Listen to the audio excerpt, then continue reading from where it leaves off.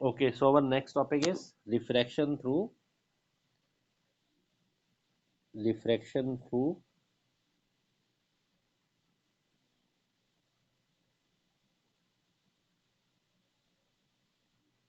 spherical reflecting surface.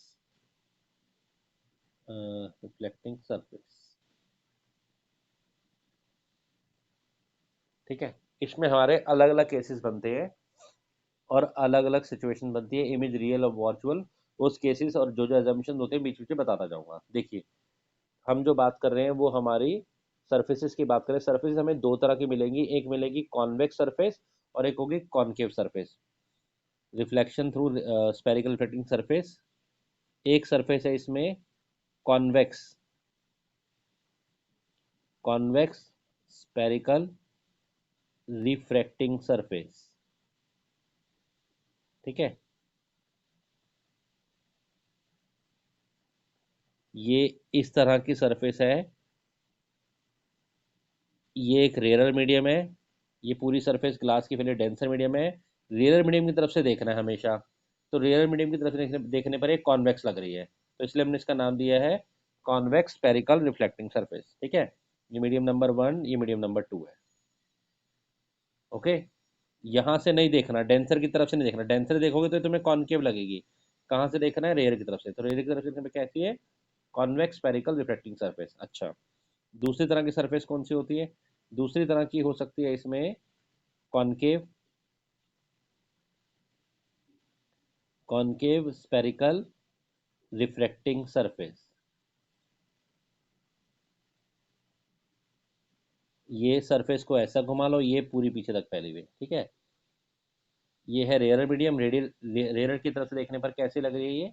एक concave surface लग रही है, ठीक है। ये मीडियम नंबर 1, ये मीडियम नंबर 2। ओके, तो अब हम दोनों केसेस में करेंगे। हमें करना क्या है? हमें u v, object distance, image distance, refractive index और रेडियस ऑफ कर्वेचर, इनके बीच का रिलेशन निकालना है, ठीक है। ऑब्जेक्ट डिस्टेंस इन दोनों सरफेसेस के लिए, अलग अलग केसेस के लिए। चलिए, बेसिक डेफिनेशन में मान के चल रहा हूँ कि आपको पता है, तो चलते हैं। तो अब हम पहला कौन सा केस कर रहे हैं? हम पहला ले रहे हैं कॉन्वेक्स स्पेरिकल रिफ्रैक्टिंग सरफेस, ठीक है। इसमें हम देखेंगे कि रे डायग्राम कैसे बनेगा और यू वी आर के बीच में रिलेशंस क्या होंगे। ओके, आराम से समझने, कोई टेंशन नहीं है, आराम से लिख लो कॉन्वेक्स स्पेरिकल रिफ्रैक्टिंग सरफेस, ठीक है। चलिए देखिए, तो ये एक कॉन्वेक्स स्फेरिकल रिफ्लेक्टिंग सरफेस है, जो ये पूरी एंड तक फैली हुई है, ये, ठीक है। ये इसका सेंटर मोस्ट पॉइंट पोल कहलाता है, आपको पता है। एक लाइन जो पोल से पास होती है उसको बोलते हैं प्रिंसिपल एक्सिस, ठीक है। अगर हम इस पूरी सरफेस को यहाँ से पूरा एक गोला बनाएं, गोला कंप्लीट करें इमेजनरी, तो उस गोले का अपना एक सेंटर होगा जिसको हम बोलते हैं सेंटर ऑफ कर्वेचर, जो मान लो यहाँ पर होगा, ठीक है। तो पोल पता लग गया, सी पता लग गया, क्लियर। हम जो केस कर रहे हैं वो ये केस कर रहे हैं, ओ ऑब्जेक्ट है, ऑब्जेक्ट इस टाइम पे रेयर मीडियम में है, ये बाहर से रेयर मीडियम है, रेयर मीडियम, इसका रिफ्रैक्टिव इंडेक्स हम मान के चलेंगे न्यू 1, ठीक है। और इसका रिफ्रैक्टिव इंडेक्स हम मान के चलेंगे न्यू 2। ऑब्जेक्ट रेयर मीडियम में पड़ा है और इसकी हम इमेज बनाना चाहते हैं। देखो, अगर यहाँ तक बात समझ में आती है तो आगे चलें। ये सरफेस कैसी है? ये सरफेस है कॉन्वेक्स। क्यों कॉन्वेक्स? क्योंकि हम रेयर की तरफ से देख रहे हैं, ओके। ये कहीं पर ऑब्जेक्ट है, जितने भी केसेस हम लेंगे सब में केसेस में कुछ अजम्पशन मानेंगे, अजम्पशन बीच में बताता जाऊंगा। पर पहली ऑब्जर्वेशन ये है जो हमने यहाँ पर बना ली है, कि ऑब्जेक्ट हमेशा पॉइंट साइज लेंगे और वो प्रिंसिपल एक्सिस के ऊपर लाई करेगा। तो पहले एजम्पशन हमने बना ली है। चलिए रे डायग्राम बनाते हैं। रे डायग्राम आपने सीखे हैं 10th क्लास में, कम से कम दो रे जरूर चाहिए। तो चलो एक रे को यहाँ से ले जाते हैं, ऑब्जेक्ट से स्टार्ट करते हैं और ऑब्जेक्ट से ले जाकर सरफेस पे स्ट्राइक करते हैं। ये ऑब्जेक्ट गया, सरफेस पे स्ट्राइक किया, ओके। अब लाइट रे रेयर से डेंसर मीडियम में जा रही है, तो ये टुवर्ड्स द नॉर्मल मुड़ेगी। अब मुझे बताओ नॉर्मल कहाँ है। ओ से चली, इसने मिरर को स्ट्राइक करा एक पॉइंट पर, इस पॉइंट का नाम रख लेते हैं एम, इस पॉइंट का नाम रख लेते हैं एम। ठीक है, एम।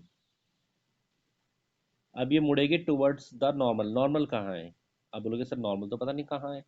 तो बड़ा आसान है। नॉर्मल हमेशा, अगर मैंने पहले बताया था ये लाइट की रे जा रही है, तो जो सेंटर और इस पॉइंट को जोड़ दो वो नॉर्मल हो जाएगी। तो यहाँ पर ये रहा सेंटर ऑफ कर्वेचर, और एम पॉइंट ये रहा, और इनको ज्वाइन कर दो, this will be a normal. बोलो क्लियर या डाउट? जल्दी बताओ, जल्दी, लंबी चीज है। क्लियर? नॉर्मल, नॉर्मल क्लियर हो गई। नॉर्मल हमेशा कहाँ होगी? नॉर्मल हमेशा सेंटर ऑफ कर्वेचर से, यहाँ ये वाला डायग्राम देखो साइड वाला। अगर इस इस सरफेस पर ये लाइट की रे है, अब तुम बोलोगे सर कहाँ जाएगी ये, तो बोलता हूँ आई और आर बराबर होता है। तो सर आई तो angle of incidence between normal और इंसिडेंट रे होता है, तो नॉर्मल तो है नहीं, तो ये सी और इसको ज्वाइन करो, ये लाइन, ये this will act as a normal. जब कहीं नहीं मिल रहा तो सेंटर और कर्वेचर ज्वाइन कर दो। एक गोले का सी सेंटर नॉर्मल की तरह एक्ट करता है ना, ये लाइन को अगर यहाँ से पास करा दो नॉर्मल हो गई, यहाँ से पास करा दो नॉर्मल हो गई, यहाँ से पास करा दो नॉर्मल हो गई। तो ये सी सेंटर है सरफेस का। ठीक है। अब हमारा केस है, ऑब्जेक्ट है रेयर मीडियम में और लाइट मूव कर रही है। ऑब्जेक्ट रेयर मीडियम में है, कॉन्वेक्स सरफेस के सामने है। अच्छा, अब इसमें दो सिचुएशन बनती है कि यहाँ से लाइट अब मुड़ेगी। अब मुड़ने के लिए लाइट के पास दो ऑप्शन है। या तो लाइट यहाँ से, देखो सुनो, यहाँ जाना था, थोड़ा सा कम मुड़े, कम मुड़े, और एक सिचुएशन है थोड़ा सा ज़्यादा मुड़े। ठीक है। तो अभी हम केस ले रहे हैं कि लाइट ज़्यादा मुड़ेगी और रियल इमेज बनाएगी। आगे आगे क्लियर होता जाएगा। तो जो केस है वो ये है कि ओ ऑब्जेक्ट है, धीरे धीरे मैं केस भी समझाता रहा हूँ, रेयर मीडियम में है, कॉन्वेक्स सरफेस के सामने है, और जो इमेज बन रही है वो रियल बन रही है। रियल का मतलब है लाइट रे यहाँ से एनएफ मुड़ी और ये इस पाथ पे चली गई। अब सुनो, सर ये तो एक रे है, दूसरी रे क्या है? दूसरी रे सीधी ले जाओ, पहले भी तुम ले आते थे, तो ये दूसरी रे सीधी जाएगी और ये सीधा उसको यहाँ मिल गई, दोनों रे इस पॉइंट पे मिली, ये इमेज बन गई। बोलो यहाँ तक क्लियर या डाउट? दो रे ले गए हम, एक रे ले गए हम, एक रे ले गए हम एम, हमने एम पे स्ट्राइक करी एक रे। ठीक है। और ये रे को टुवर्ड्स द नॉर्मल मुड़ना था, तो क्योंकि हमें कहा जा रहा है वो वाला केस करो जिसमें इमेज रियल बनती है, तो हमने लाइट को एनफ मोड़ा और प्रिंसिपल एक्सिस पर इस पॉइंट पर मिला दिया। दूसरी रे हम यहाँ से अलोंग द प्रिंसिपल एक्सिस ले गए, और उस रे को हमने नॉर्मली गिरी तो नॉर्मल तो सीधा ही जाएगी, उसको हमने आई पे मिला दिया। बोलो क्लियर या दोबारा बनाओ? अच्छा, अब कुछ एंगल की मार्किंग सुनो। आदित्य क्लियर है, दोबारा बना दो? बोलो। क्योंकि ये सारे के सारे केसेस, ये सारे के सारे 6-8 केसेस हैं, लेकिन ये सभी के सभी केसेस अगर एक केस समझ लोगे तो उसी से बन जाएंगे, तो एक केस समझना जरूरी है। ठीक है। तो हम ऑब्जेक्ट को पॉइंट साइज मान रहे हैं। हम कौन सा केस कर रहे हैं, मैं यहाँ लिख देता हूँ। हम वो केस कर रहे हैं जिसमें ओ ऑब्जेक्ट है, ये कहाँ पर है? ये रेयर मीडियम में है। रेयर मीडियम में किस सरफेस के सामने है? कॉन्वेक्स स्पेरिकल सरफेस के सामने है, और इमेज रियल बन रही है। ओके जी। चलो, अब आगे चलते हैं। अब आगे चलते हैं। अब सुनिए, थोड़े से एंगल्स की बात करते हैं। ये वाला एंगल जहाँ पर ऑब्जेक्ट है, इसको हम हर केस में एक ही नाम देंगे, वो नाम देंगे हम अल्फा। क्या नाम देंगे? अल्फा। इमेज जहाँ बन रही है, उसका जो एंगल बन रहा है उसको हम एंगल को बोलेंगे बीटा। ठीक है। और जहाँ सेंटर ऑफ कर्वेचर है, इसको हम एंगल का नाम देंगे गामा। ये फिक्स्ड है हमारे लिए। ठीक है। हर बार ऐसे लेके चलेंगे, गामा। ऑब्जेक्ट वाली जगह पर क्या एंगल देंगे? अल्फा। इमेज वाली जगह पर बीटा और गामा। ये पॉइंट है पी। एक काम और करेंगे हम, एम से परपेंडिकुलर ड्रॉ करेंगे और ये एन पर यहाँ पर गिराएंगे। ये पी और एन बहुत ही क्लोजर पॉइंट है, जैसा कि डायग्राम में दिख रहे हैं, ये परपेंडिकुलर है 90 डिग्री। ओके। चलो एंगल ऑफ इंसिडेंस भी मार्क कर लेते हैं। ये रही हमारी इंसिडेंट रे, मैं येलो लाइन से दिखा देता हूँ, और ये रही नॉर्मल। इनके बीच में जो एंगल होता है this is called angle of incidence I, दिख रहा होगा आप लोगों को। और ये रही हमारी रिफ्लेक्टेड रिफ्रैक्टेड रे, ग्रीन से दिखा देता हूँ ये, और नॉर्मल रेड कलर से है। उनके बीच का जो एंगल है that angle is angle of refraction. बोलो, डायग्राम क्लियर? बाकी सारे नेमिंग क्लियर? कोई डाउट है तो यहाँ तक पूछ लो। डायग्राम बनाते चलो साथ साथ, बेशक अभी रफ बना लो। ये है मीडियम नंबर 1 जो कि रेयर मीडियम है, मीडियम नंबर 2 जो कि डेंसर मीडियम है। This is denser, this is rare. ठीक है, चलिए सबसे पहले हम क्या करते हैं, हम इस पॉइंट पर स्नेल्स लॉ लगाते हैं। स्नेल्स लॉ, स्नेल्स लॉ, इस पॉइंट पर स्नेल्स लॉ लगाएंगे तो क्या आएगा, refractive index of 2 with respect to 1, अब तो सीख गए होंगे बात आप, is equal to sine i upon sine r. बोलो, क्लियर? ये तो समझ गए तुम। Applying Snell's law at M, refractive index जहां लाइट जा रही है उसका refractive index with respect to 1। बोलो ठीक है।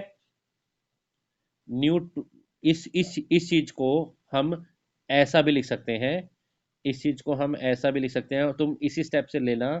इसको हम लिखेंगे mu two by mu one,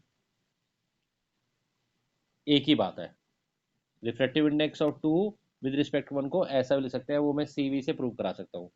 और यहाँ पर क्रॉस मल्टीप्लाई करेंगे तो आपके पास रिजल्ट आएगा new two into sine R is equal to nu one into sine I, into sine I. ठीक है, ये तुम्हारा फर्स्ट स्टेप है, applying Snell's law at point M. और इस इक्वेशन पे पहुंच जाओ, इसको इक्वेशन नंबर, नहीं अभी नहीं मानना। हाँ, एक दूसरा एजम्पशन सुनो यहाँ पर, ये जितने भी अल्फा बीटा और गामा एंगल्स हैं ये बड़े स्मॉल एंगल हैं।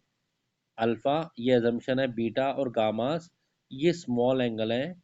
और जब एंगल स्मॉल्स होते हैं तो उनके साइन थीटा या टेन थीटा, दोनों ही केसेस में ये ऑलमोस्ट थीटा के इक्वल होते हैं। तो जब एंगल स्मॉल होते हैं तो भले ही आप, जैसे साइन 0 डिग्री की वैल्यू 0 बन जाती है, तो साइन 0 डिग्री लिखो या 0 लिखो, one of the same thing. तो मैं तुम्हें ये समझाना चाह रहा हूँ कि लाइन लिख लेना, as angles are very small. तो हम यहाँ पर क्या करेंगे, ये इसको हटा देंगे और ये बन जाएगा, ये साइन यहाँ पर हटा देंगे तो ये बन जाएगा न्यू टू साइन आर की जगह न्यू टू आर और न्यू वन आई ओनली। ठीक है, दोबारा लिख लें, यहाँ पे लिख लेते हैं, एंगल्स बड़े स्मॉल हैं तो हम इसको लिख रहे हैं न्यू वन, साइन आई को सिंपली हमने आई लिख दिया। ठीक है ना, ये एजम्पशन हम चलेंगे, और न्यू टू इंटू आर लिख दिया। ये तुम्हारी इक्वेशन नंबर 1 मान लो।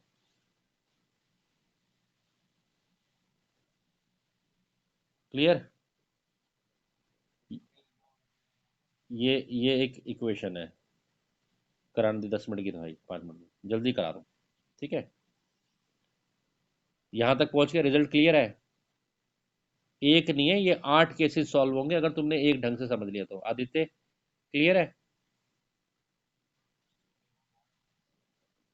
एम पॉइंट पर हमने स्नेल्स लॉ लगाया, और स्नेल्स लॉ के हिसाब से हमारा रिजल्ट निकला ये वाला, nu two one is equal to sine I, oh sorry, new two one is equal to, हाँ, sine I by sine R, I और आर आपको दिख रहे हैं।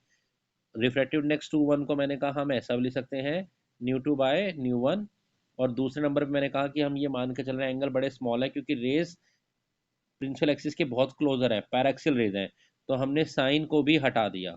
जब एंगल बड़े स्मॉल होते हैं तो साइन थीटा थीटा के इक्वल होता है, टेन थीटा भी थीटा के इक्वल होता है, और क्रॉस मल्टीप्लाई कर दिया, रिजल्ट आपके सामने आया।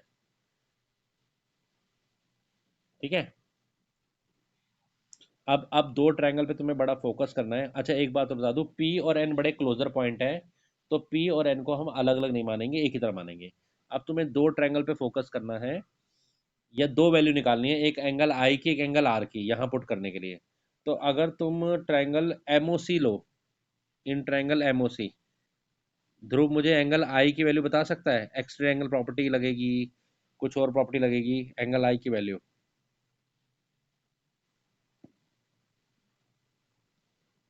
ध्रुव, मैं अलग से बना के भी दिखा सकता हूँ ये तुम्हें। ये रहा एम ओ सी, और उसमें ये प्रोड्यूस है, और ये रहा आई। ऐसे ही है, बड़ा क्लियर अब तो। ये रहा अल्फा, ये रहा गामा। मैंने तो नहीं कहा दोनों रेस बराबर है, बस मैं रिलेशन पूछ रहा हूँ आई अल्फा गामा में। क्या हम ये नहीं बोल सकते कि एंगल आई इज इक्वल, क्या हम ये नहीं बोल सकते अल, अल्फा प्लस गामा बोल सकते हैं? रीजन क्या है, रीजन क्या है? आई इज इक्वल टू, एंगल का साइन हटाता हूँ, क्या रीजन बता रहे हो भाई? Alpha plus gamma, exterior angle property, extra angle property है। और क्योंकि ये एंगल बड़े छोटे हैं, तो मैंने कहा था इनको टेन अल्फा, टेन से भी रिप्लेस कर सकते हैं। तो हम इसको ये भी लिख सकते हैं कि angle i is equal to tan alpha plus tan gamma, याद रखना। ठीक है, ऊपर हमने शुरू में ही दे दिया कि एंगल्स बड़े स्मॉल है तो रिप्लेस कर देंगे। यहाँ पर फर्स्ट इक्वेशन में डालने के लिए आई की वैल्यू आ गई, नोट करो। अब हम आर की वैल्यू निकालेंगे। आर की वैल्यू के लिए हम एक ट्रायंगल में जाएंगे, एम आई सी में। एम आई सी में, हाँ जी आदित्य आप बताइए, एम आई सी में ये ऐसे वाला ट्रायंगल है एक, ऐसे वाला। और ये रहा आर, ये रहा बाहर की तरफ गामा, ये रहा बीटा, ये रहा आर, ये रहा बीटा। हाँ जी, क्या बोलेंगे? आर इज इक्वल टू, जल्दी बोलो, गामा माइनस बीटा। यस और नो? गामा तो एक्सट्रीम एंगल है आदित्य, यस और नो? पहली बार में करो डेरिवेशन, मुश्किल नहीं है, लेकिन मैं तुम्हें आसान में से करा रहा हूँ। एक आध बार में समझ में आ जाएगी, पहले इतना तो समझने की कोशिश करो। तो अगर ये एंगल काफ़ी, हाँ अभी अभी सुनो, वो तो मैं रिकॉर्ड कर रहा हूँ। अभी ये एंगल बड़े स्मॉल है, एंगल बड़े स्मॉल है, तो क्या हम इनको टेन से रिप्लेस कर सकते हैं? Ten gamma minus tan beta, ठीक है। आर की, आई की वैल्यू क्या आई थी जरा मुझे बता देना, मैं तो भूल, मैंने लिखी नहीं। चलो अभी अभी पूछ लेता हूँ, नोट की भी है ना आई की वैल्यू? आई की टेन एल, आई की थी ten alpha plus tan gamma, ठीक है मुझे ध्यान है। चलो, ये दोनों वैल्यू उठाकर फर्स्ट इक्वेशन डालनी है। दोबारा से सुन लो, कुछ भी नहीं किया अभी खास। हमने एम पॉइंट पर स्नेल्सन लगाया, new two by new one करा, उसकी वैल्यू इक्वेशन लगाई, और आई और आर की वैल्यू निकाल दी क्योंकि यहाँ डालनी थी। चलो डालते हैं। तो आई और आर की वैल्यू डाल रहे हैं, तो न्यू वन इंटू आई, हाँ जी, आई की वैल्यू है tan alpha, ten alpha plus tan gamma. ध्यान से देखना, टेन अल्फा के लिए मैं आपको एक ट्रायंगल दिखा रहा हूँ। ट्रिग्नोमेट्री हमेशा राइट एंगल ट्रायंगल लगती है, तो हम एक राइट एंगल ट्रायंगल पकड़ेंगे, ये ग्रीन वाला, ये देखो, tan alpha perpendicular upon base, दिख गया? दिख गया? परपेंडिकुलर है एम एन, और बेस है आपका एन ओ, ऑब्जेक्ट का डिस्टेंस, ठीक है। एम एन को मैं हाइट से रिप्लेस कर रहा हूँ, हाइट से छोटा बनाने के लिए, और एन, एन ओ को हम ऑब्जेक्ट का डिस्टेंस मानते हैं। एन और पी क्लोजर है, ठीक है, और ऑब्जेक्ट का डिस्टेंस लेफ्ट हैंड साइड में मेजर किया जा रहा है, तो ये माइनस भी लिया जाएगा। क्या मेरी बात क्लियर हो गई? ठीक है ना, स्टेप बचा रहा हूँ तुम्हारा, या तो पूरा लिखूँ एक एक चीज। तो यहाँ पर ये मैं माइनस यू लिख देता हूँ, plus tan gamma. Ten gamma के लिए हम ये येलो वाला ट्रायंगल पकड़ लेंगे, ये देखो, इसमें भी परपेंडिकुलर की वैल्यू क्या है? एच, और अपॉन में बेस, बेस कितना है? बेस है यहाँ से सेंटर ऑफ कर्वेचर का डिस्टेंस, जिसको हम रेडियस ऑफ कर्वेचर आर कहते हैं। पोल से लेकर, पी और एन एक ही पॉइंट है, पोल से लेकर सेंटर ऑफ कर्वेचर डिस्टेंस यानी कि रेडियस ऑफ कर्वेचर, इसको हम आर कहते हैं। ये राइट हैंड साइड में जा रहे हैं, पोल हमारा ओरिजन है, उससे राइट हैंड साइड में जा रहे हैं, तो इसको मैं प्लस ले रहा हूँ। आदित्य पॉइंट क्लियर, लेफ्ट और राइट का?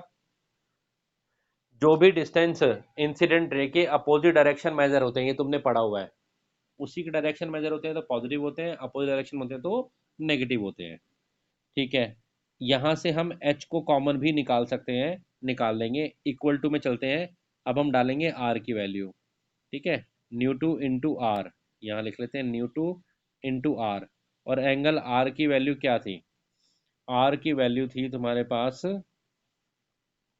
बोलो बोलो, gamma minus beta, ten gamma. Ten gamma की वैल्यू ऑलरेडी आपने लिखी हुई है एच अपॉन आर, ठीक है, माइनस का साइन, और बीटा, बीटा के लिए फिर आपको एक राइट एंगल ट्रायंगल पकड़ना पड़ेगा। मैं आपको ब्लू कलर से दिखाता हूँ, ये वाला ट्रायंगल, राइट एंगल यहाँ से लेकर यहाँ तक, राइट एंगल तो चाहिए, तभी हमने 90 डिग्री बनाया था, कंस्ट्रक्शन की थी, ठीक है। ये है टेन बीटा, टेन बीटा हो गया अगेन परपेंडिकुलर एच अपॉन में बेस, यहाँ से लेकर यहाँ तक का ये पूरा बेस, ये है इमेज का डिस्टेंस v, और उस डायरेक्शन में है तो ये पॉजिटिव हो गया, ठीक है ना, एच अपॉन में v। पॉजिटिव क्यों लिया है? क्योंकि राइट हैंड साइड में है। यहाँ तक क्लियर?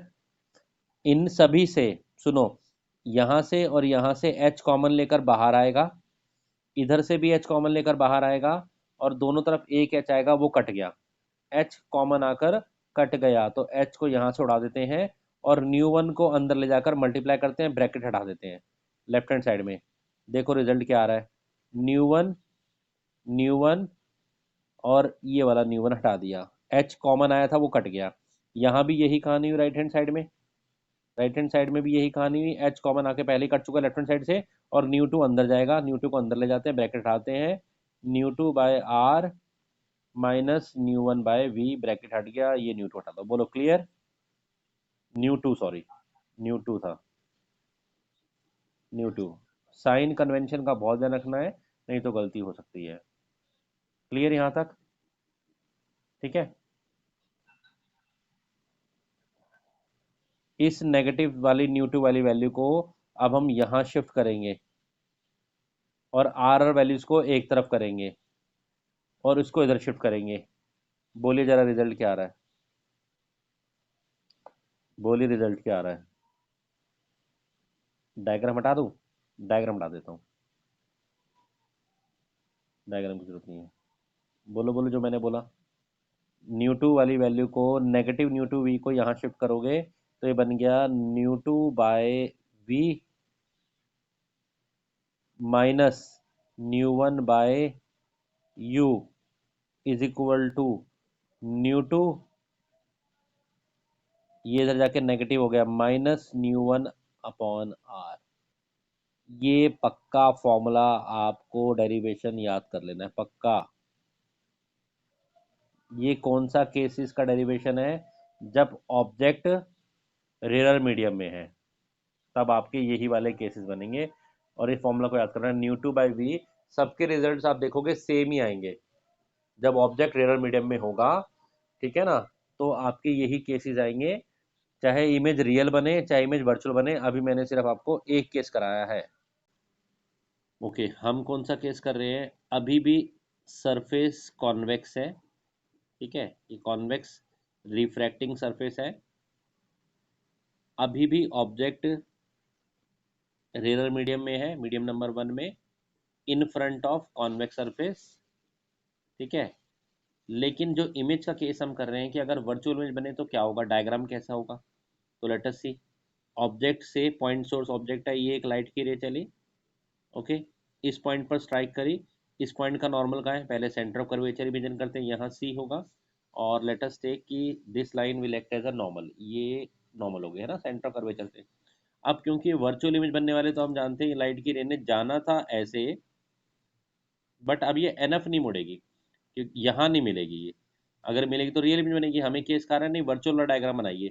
तो वर्चुअल में हम इसको थोड़ा मोड़ेंगे, और अगर हम थोड़ा मोड़ेंगे तो सपोज हमने इतना मोड़ा टुवर्ड्स द नॉर्मल, अभी भी मुड़ रही है और ऐसे गई, तो ये वाली लाइट की रे और ऑब्जेक्ट से चलने वाली दूसरी ये वाली ray, they are not going to meet anywhere. तो ऐसी सिचुएशन में हम उसको बैकवर्ड प्रोड्यूस करते हैं। Let me take black colour, ये बैकवर्ड डायरेक्शन में इसी में, और वो यहाँ मिलती हुई दिखेंगी, ठीक है। डॉटेड में प्रोड्यूस करना चाहिए मुझे, बट अभी हम इससे कर रहे हैं तो यहाँ मिलेगी, तो इमेज यहाँ बनी। असली में रेज नहीं मिली है, यू नो, रेज तो कहाँ गई है, येलो पाथ पे गई है, ठीक है। ये कौन सी है, ये है अल्फा, ऑब्जेक्ट वाली जगह पर, इमेज वाली जगह पर एंगल कौन सा लिया था हमने पहले भी, दैट इज बीटा, और सेंटर ऑफ कर्वेचर वाली जगह पर गामा। क्लियर। यहाँ पर इस पॉइंट का नाम रखा एम, एम से यहाँ पर परपेंडिकुलर ड्रॉ किया, दैट इज एन। बिल्कुल पुरानी वाली वही कहानी चलेगी। एंगल आर कहाँ है, तो आप इंसिडेंट रे देखो कहाँ है। इंसिडेंट रे ऑब्जेक्ट से चल रही है, ऑब्जेक्ट से चल रही है, ये देखो ये ऑब्जेक्ट से चल रही है, ये यहाँ स्ट्राइक करी और नॉर्मल इनके बीच में ये वाला एंगल हो गया एंगल ऑफ इंसिडेंस। रिफ्रैक्टेड रे कहाँ है, रिफ्रैक्टेड रे ये गई है, रिफ्लेक्ट होकर इस पाथ पे गई है लाइट की रे, और ये रही नॉर्मल, ये एंगल हो गया एंगल ऑफ रिफ्रैक्शन। ये भी ले सकते हो, पिछली तरफ भी ले सकते हो। ठीक है। फिर दोबारा से इस एन वो पॉइंट है जो यहाँ पर हमने परपेंडिकुलर ड्रॉ किया एम से, एम से हमने परपेंडिकुलर ड्रॉ करा है प्रिंसिपल एक्सिस पर, जो एन हो गया। ठीक है। अभी फिर वही कहानी, एम पॉइंट पर अगर आप स्नेल्स लॉ लगाएंगे तो फिर वो क्या आएगा, new two by mu one is equal to sine I by sine r, क्योंकि एंगल स्मॉल है तो आई बाय आर हो जाएगा। फिर वही क्रॉस मल्टीप्लाई करेंगे तो आपके पास रिजल्ट आया mu one reflected index of first into i is equal to new two into r. अभी फिर आपका वही पुराना काम आ गया, आई और आर की वैल्यू निकालनी है और यहाँ डालनी है। ये फर्स्ट इक्वेशन हो गई। ठीक है। अब आपको आई की वैल्यू दिख रही होगी। आई की वैल्यू क्या है, देखिए मैं ये हटा रहा हूँ यहाँ पर, इसको हम बाद में यूज़ कर लेंगे। ठीक है। Mu one i mu two r. देखिए ज़रा आई की वैल्यू, कौन सा ट्रायंगल लेंगे आप आई के लिए, ट्रायंगल लीजिए एम ओ सी। बार बार अगर आप नाम रखेंगे तो ट्रायंगल भी ऑलमोस्ट सेम बनेंगे। एम ओ सी, एम ओ सी में आई देखो अल्फा प्लस गामा है, आई की वैल्यू क्या है, अल्फा प्लस गामा। और क्योंकि एंगल स्मॉल है तो हम उनको टेन से भी रिप्लेस कर सकते हैं, तो हम लिखेंगे tan alpha plus tan gamma, ये हम डिस्कस कर चुके हैं। As angles are very very small तो हम उनको टेंजेंट से रिप्लेस कर सकते हैं। तो अगर आप टेन अल्फा की वैल्यू देखेंगे तो टेन अल्फा है perpendicular, that is M N upon में बेस, ये वाला डिस्टेंस दिख रहा है। एम एन को हमने हाइट माना था, और ये डिस्टेंस आपका ऑब्जेक्ट ले लेते हैं। तो टेन अल्फा की वैल्यू क्या आ गई, एच अपॉन में minus you. Clear. Plus tan gamma, gamma को देखिए गामा कहाँ है, गामा ये लिखा हुआ है, टेन गामा यहाँ लिखा हुआ है, गामा सी के साथ में देखो दिख रहा है ना। टेन गामा के लिए हमने ये वाला ट्रायंगल देखेंगे, मैं इसको ब्लू से आपको हाइलाइट करके दिखाता हूँ, ये वाला ट्रायंगल। और ये भी होगा एच, ये एन और पी क्लोजर पॉइंट है तो हम एन और पी को सेम मान के चल रहे हैं, तो ये भी होगा परपेंडिकुलर एच अपॉन में बेस। यहाँ पर हमारा ये किसका डिस्टेंस है, सेंटर ऑफ कर्वेचर था, यानी कि रेडियस ऑफ कर्वेचर है। राइट साइड मेजर करें तो पॉजिटिव हो गया। देखो क्लियर। ठीक है। टेन अल्फा प्लस टेन गल वैल्यू आ गई, इसको हम साइड में कर। हम्म, हम्म। टेन अल्फा तो परपेंडिकुलर अपॉन बेस होता है, ट्रिग्नोमेट्री पढ़ चुके हो, उसमें क्या पता करना। टेन अल्फा तो होता ही यही है, परपेंडिकुलर अपॉन बेस नहीं पढ़ा। हाँ। टेन पंडित बद्री, पंडित बद्री प्रसाद हर हर बोले भूल गए, एच अपॉन में आर, ये वैल्यू मैंने साइड में लिख लिया आई की। ठीक है। अब आ जाते हैं आर की वैल्यू निकालने पर। आर की वैल्यू हमें तो परपेंडिकुलर बेस का चाहिए, टेन लेना पड़ेगा। ठीक है। अब आ जाते हैं आर की वैल्यू पर। आर की वैल्यू अगर आप ध्यान से देखें, ट्रायंगल एम आई सी में, एम आई सी में आर एक एक्सटीरियर एंगल है, बीटा प्लस गामा का सम है। दिख रहा है आपको ट्रायंगल एम आई सी, ये मैं अलग कलर से दिखाऊं, ये देखो। हाँ। इसमें आर एक बाहर का एंगल है और अंदर के एंगल है जो आपका ये वाला इमेज पे बन रहा है बीटा, और एक सी। तो चलिए इस ट्रायंगल में चलते हैं। दिख रहे हैं आपको एंगल, ये रहा एक एंगल इस पॉइंट पे बन रहा है, एक एंगल इस पॉइंट पे बन रहा है। आर आर है, वो तो आर है ना, ये देखो ट्रायंगल दिखाता रहा हूँ येलो में। अलग से दिखाऊं, ये देखो ये रहा, ये एम आई सी बाहर अलग से देखो, ये रहा एम, ये रहा आई, ये रहा सी। ये वाला एंगल है इमेज वाली जगह पर बीटा, सी वाली जगह पर गामा, और ये प्रोड्यूस होकर यहाँ बना हुआ है आर। अब देखो क्लियर। आर की वैल्यू देखो क्या है, बीटा प्लस गामा। आर की वैल्यू क्या है, बीटा प्लस गामा। थोड़ा फिगर वापस ठीक कर लेते हैं। ठीक है, ठीक है। एक्स ट्रायंगल प्रॉपर्टी ट्रायंगल की, ट्रायंगल में x triangle beta plus gamma, और क्योंकि एंगल छोटे हैं तो हम उनको टेंजेंट से रिप्लेस करेंगे, यानी कि tan beta plus tan gamma. और टैन बीटा की वैल्यू जाओगे तो क्या आएगी, टैन बीटा। टैन बीटा देखो परपेंडिकुलर है अगेन एच, ट्रायंगल देखो टैन बीटा के लिए ये वाला लेना पड़ेगा आपको, ये वाला बड़ा वाला एम एन आई वाला है ना। एच अपॉन में आई तक का डिस्टेंस, इमेज का डिस्टेंस है, इस बार वो नेगेटिव है तो minus v, plus tan gamma perpendicular again h upon में गामा, रेडियस का कर्वेचर है पॉजिटिव है। ठीक है, ये वैल्यू वैल्यू भी यहाँ रख लेते हैं, एच अपॉन में minus v plus h upon में आर। किस किस की वैल्यू आ गई है, आई और आर की आ गई। अब जाओ वापस फर्स्ट इक्वेशन में और उसमें वैल्यू डाल देते हैं। क्या डाल देते हैं, क्या थी इक्वेशन, वो लिखा था हमने mu one into i is equal to new two into r, ये लिखा हुआ था, देखो जरा चेक कर, न्यू वन इंटू आई है ना, याद कराऊं, nu two upon nu one is equal to I upon R लिखा था आपने, क्रॉस मल्टीप्लाई की तो रिजल्ट आ गया। आई आई की वैल्यू ये आ गई है, ये वाली वैल्यू, ये वाली वैल्यू, ये डाल देते हैं आई के प्लेस पर, यही ले लेते हैं स्पेस, न्यू टू इंटू आई के प्लेस पर वैल्यू डालो। वैल्यू क्या है, माइनस ऊपर ले लेते हैं, minus H upon you plus h upon में आर। एच तो आपका कॉमन आ जाएगा तो मैं एच को बाहर ही निकाल लेता हूँ। ठीक है, यहाँ पर माइनस वन, यहाँ प्लस वन, और यहाँ एच बाहर, इज इक्वल टू, यहाँ पर है new two into r, r की वैल्यू ये रही, इसमें भी एच कॉमन आ जाएगा तो एच को हम बाहर ही निकाल लेते हैं। ठीक है ना, ये लो एच कट ही गया। क्या बचा यहाँ पर अंदर, minus one upon v plus one upon r बचा। चलिए न्यू वन को मल्टीप्लाई करते हैं, थोड़ा सा क्लीन कर लेते हैं, ये हट गया एच है ना। अब इसको न्यू वन को अंदर मल्टीप्लाई करते हैं, जब न्यू वन मल्टीप्लाई होगा तो यहाँ पर क्या हो जाएगा, minus new one upon you, और वो हो जाएगा न्यू वन अपॉन आर, यहाँ हटा लेते हैं। ठीक है, स्टेप बाय स्टेप बचाते हैं, न्यू वन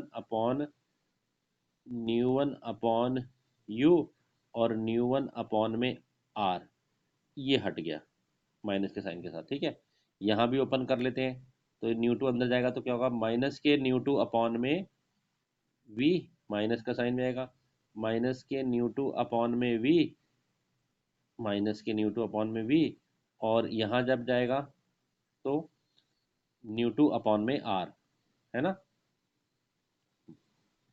बाहर बाहर का न्यू टू कैसे था, नेगेटिव, नेगेटिव थोड़ी था, हाँ पॉजिटिव था।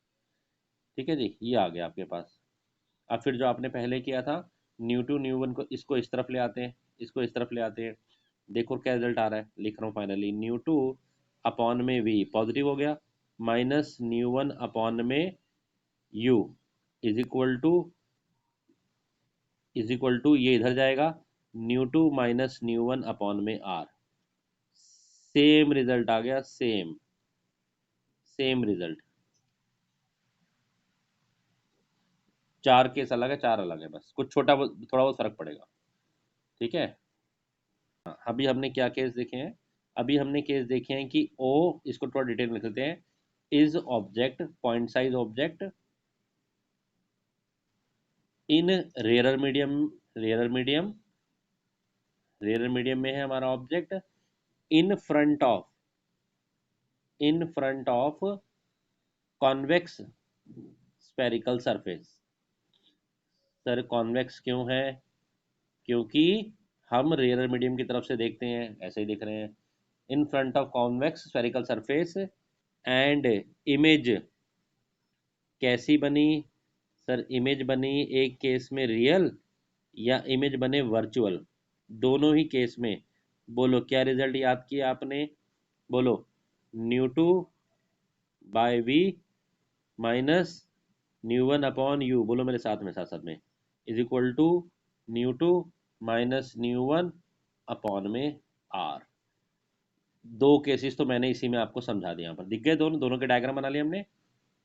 इसमें न्यू टू क्या है? न्यू टू आपका डेंसर मीडियम का है, न्यू वन कौन सा? रेयर मीडियम है, वी और यू, और आर रेडियस का कर्वेचर है, हमें सब पता है, साइन कन्वेंशन के साथ डालना है, न्यूमेरिकल में भी हमने देख लिया। क्लियर?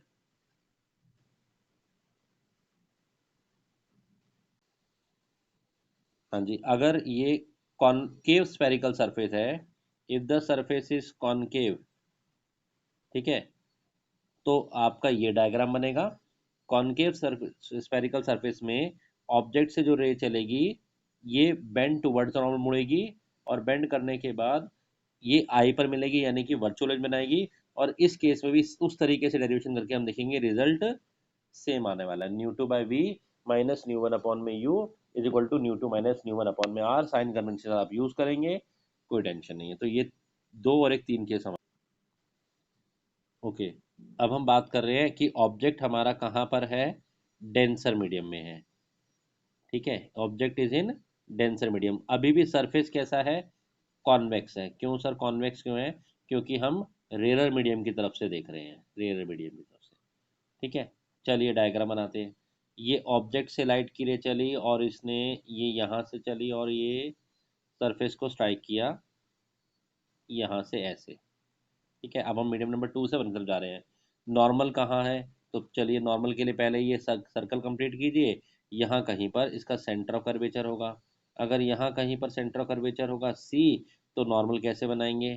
तो नॉर्मल हम ये इस पॉइंट से सी से ये लाइन ज्वाइन करेंगे, this will be normal. Very clear, same चल रहा है। ठीक है सर, ये नॉर्मल है। लाइट की रे कहाँ जा रही है? अब की बार मीडियम नंबर टू, यानी कि जो डेंसर मीडियम है उससे रेयर में जा रही है सर। अगर डेंसर से रेयर में जा रही है तो कहाँ मुड़ेगी? बोलो। सर ये तो अवे फ्रॉम द नॉर्मल मुड़ेगी। मतलब इसको जाना था इस रास्ते, सॉरी थोड़ा सा और अच्छा बना लेते हैं। इसको जाना था ये ब्लैक वाले रास्ते पर सीधा, पर अब ये क्या करेगी सर? अवे मुड़ जाएगी, अवे। क्या मुड़ जाएगी? अवे, टूवर्ड्स नहीं, इसकी तरफ नहीं, नॉर्मल से अवे। तो मोड़ देते हैं अवे। अब अवे में दो सिचुएशन है, कम मोड़ो या ज़्यादा मोड़ो। चलो फिलहाल अच्छा खासा मोड़ देते हैं। जब यहाँ पर मोड़ेंगे तो यहाँ पर इमेज बनेगी, क्योंकि एक रे हम हमेशा ऑब्जेक्ट से सीधी ले जाते हैं, प्रिंसिपल एक्सिस पे दोनों रेज मिल गई। ठीक है ना, तो हमने कहा हमने अच्छा खासा मोड़ दिया, इसको हटा देते हैं। बोलो डायग्राम क्लियर? अब वही कहानी पुरानी चलाओ। इस पॉइंट का नाम क्या रखेंगे जी? इस पॉइंट का नाम रखेंगे एम। ठीक है, यहाँ से एक परपेंडिकुलर ड्रॉ करेंगे एम पॉइंट से। ये क्या नाम है? एन। ये क्या नाम है? पी। ऑब्जेक्ट वाली जगह पर क्या एंगल लेंगे? अल्फा। इमेज वाली जगह पर क्या लेंगे? बीटा। सेंटर ऑफ कर्वेचर जगह पर सर क्या लेंगे? गामा। बोलो, ये एक पिक्चर क्लियर, डायग्राम क्लियर? फिर ट्रायंगल एमओसी, अच्छा आई और आर देख लेते हैं। अभी इंसिडेंट रे अंदर से चल रही है। अगर इंसिडेंट रे अंदर से आ रही है और ये रही नॉर्मल, तो एंगल ऑफ इंसिडेंस ये रहा छोटू सा, दिख रहा है? इंसिडेंट रे दिखाऊं दोबारा से? ये रही इंसिडेंट रे येलो में, और दूसरी येलो में है नॉर्मल। इनके बीच का एंगल दिख रहा है, angle of incidence. Angle of incidence ये रहा आई। ठीक है, रिफ्रैक्टेड रे कहाँ है? वो जो बाहर जा रही है, एम आई। और नॉर्मल कहाँ है? नॉर्मल भी वो रही, तो उनके बीच का एंगल कौन सा होगा? एंगल ऑफ रिफ्रैक्शन, रेड से दिखा देता हूँ। ठीक है, बस कहानी यहाँ कहाँ चेंज होनी है बताता हूँ। जब आप इस पॉइंट पर स्नेल्स लॉ आओगे तो आप अंदर से बाहर की तरफ आ रहे हो, तो आपका जो पिछला रिजल्ट था वो था आपका न्यू टू वन। अभी यहाँ पर ये नहीं होगा, अब होगा ये reflective index of one with respect to two. Sine i by sine r तो रहेगा रहेगा। बोलो, ये पॉइंट क्लियर हुआ जो मैंने लिखा? यही एक चेंज करना है, समझ में आया? अभी आप रिफ्लेक्टिव इंडेक्स किसका निकाल रहे हो? ये अब आप, मैंने जो लिखा है वो लिखा है reflective index one with respect to two. पहले मैंने लिखा था reflective index two with respect to one. क्या पैटर्न बदल गया? पैटर्न क्या बदल गया सर? अब की बार हम रिफ्लेक्टिव इंडेक्स वन का निकाल रहे हैं। लाइट रिफ्लेक्टेड वन में जा रही है, इससे क्या फर्क पड़ेगा? इससे लिखने में ये nu one by nu two बन जाएगा। अच्छा, बाकी तो ये वही रहेगा। जब आप क्रॉस मल्टीप्लाई करेंगे तो आपका रिजल्ट यहाँ पर आएगा न्यू वन इंटू आर। पिछली बार देखो क्या आया था? न्यू टू इंटू आई। पिछली बार आर की जगह पर आई था, आई की जगह पर आर था, है ना? था। बाकी सारी कहानी वही चलेगी। एमओसी और एमआईसी ट्रायंगल लोगे, आई और आर की वैल्यू निकालोगे, उनको उनके टेंजेंट से रिप्लेस करोगे, बिल्कुल सेम वही चलेगा, करने की जरूरत नहीं है। बस आप रिजल्ट में एक याद रखो, पिछली बार रिजल्ट क्या आया था बस। पिछली बार रिजल्ट था new two by we minus new one by u, जब ऑब्जेक्ट एरर मीडियम में था, है ना, is equal to new two minus new one upon में आर। तो इस बार के रिजल्ट में फर्क पड़ेगा। इस बार न्यू टू और न्यू वन को आपस में बदल दो। जो पुराना वाला फॉर्मूला में जहाँ न्यू टू लिखा है वहाँ न्यू वन कर दो, वन की जगह टू कर दो, तो देखो रिजल्ट क्या चेंज हुआ। न्यू टू की जगह क्या करना है, न्यू वन। न्यू वन की जगह क्या करना है, न्यू टू। न्यू टू की जगह क्या करना है, न्यू वन। न्यू वन की जगह करना है न्यू टू। ये रिजल्ट आएगा, दैट्स इट। बस सेम तरीके से पक्का लेंस मेकर और इनके ऊपर एक पक्का डेरिवेशन है। इससे मेनली इसके ऊपर है लेंस मेकर, या तो लेंस मेकर आता है या पक्का डेरिवेशन नहीं आती है। उठा के देखो, बोर्ड के एग्जाम पेपर चेक करो 10 साल के, पता लगेगा। ठीक है, क्लियर। कोई भी केस आ जाए, कोई भी केस आ जाए, जब भी ऑब्जेक्ट अंदर की तरफ जाएगा, डेंसर मीडियम में जाएगा, ये वाला फॉर्मूला है। ठीक है ना, साइन कन्वेंशन डालने पड़ेंगे। और जब भी ऑब्जेक्ट रेयर मीडियम में रहेगा, पुराना वाला फॉर्मूला चलेगा। बोलो क्लियर, अलाउड, क्लियर। ठीक है।